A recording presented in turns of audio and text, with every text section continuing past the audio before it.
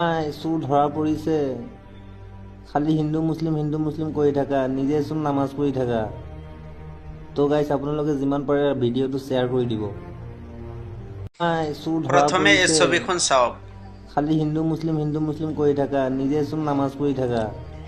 দয়া কৰি কোনেও যাতে এনেকুৱা ভিডিঅ' বা এনেকুৱা ছবি এডিট নকৰে, কিয়নো তাত যাবলৈ হ'লে যোগ্যতা লাগে, সেইটো যোগ্যতা তাৰ নাই। তাত যাবলৈ হ'লে পবিত্ৰতা লাগে, সেইটো পবিত্ৰতা তাৰ ভিতৰত নাই।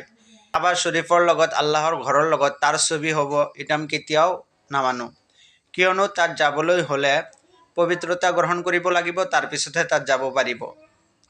এইটো যেনেকুৱাই হওক এডিট কৰি বনাইছে, ইয়াৰ দ্বাৰাই বনাইছে, কেনেকুৱা বনাইছে, আজিৰ পৰা যাতে কোনেও এনেকুৱা ভিডিঅ' তাক লৈ নাবনায়। আৰু যিয়ে কৈছে যে ইছলামক খতম কৰিব আৰু সেইজন মানুহ কাবা শ্বৰীফৰ লগত এডিট কৰি লগাই দিব, এটা আমি কেতিয়াও গ্ৰহণ নকৰোঁ। যোনেই বনাইছে দয়া কৰি এনেকুৱা ভিডিঅ' যাতে আৰু কেতিয়াও নাবনায়।